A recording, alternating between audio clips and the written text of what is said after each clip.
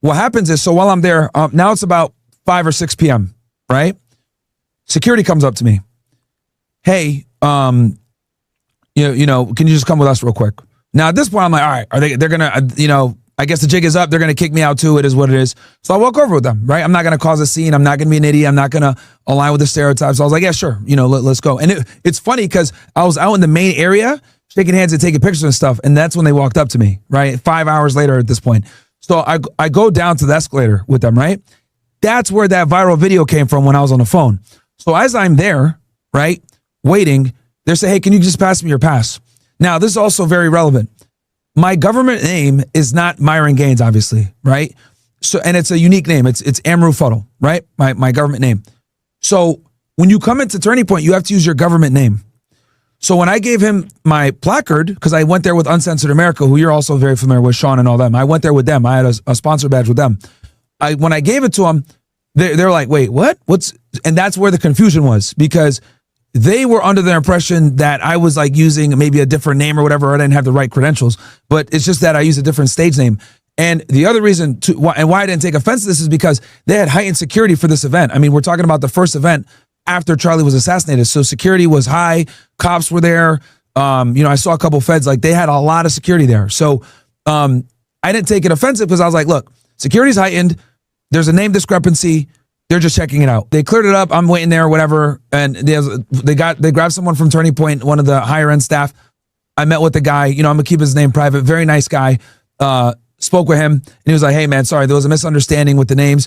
Just please don't go too crazy, whatever." All right, cool, no problem. And that was it. I just went back to doing business.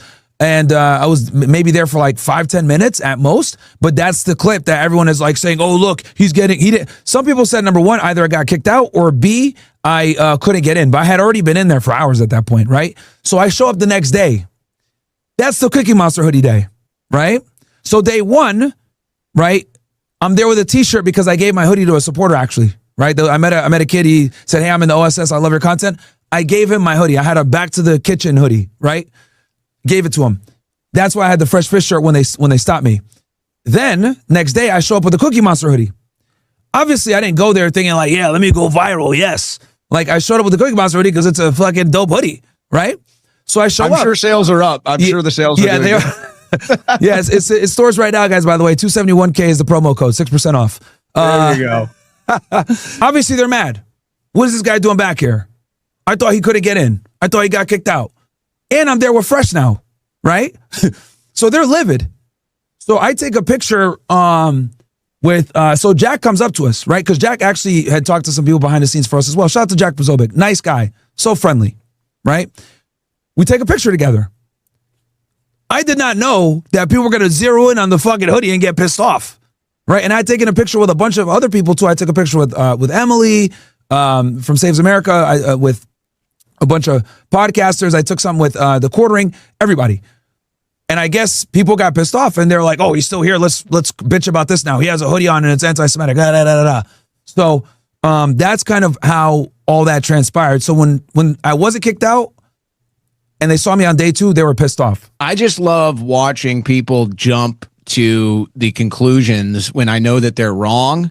And so when I saw people piling on, like Dana Lash, like, come on, Dana. I mean, I'm not so surprised by her.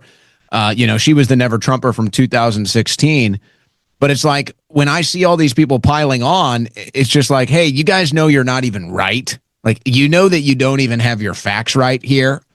And but they don't like truth tellers.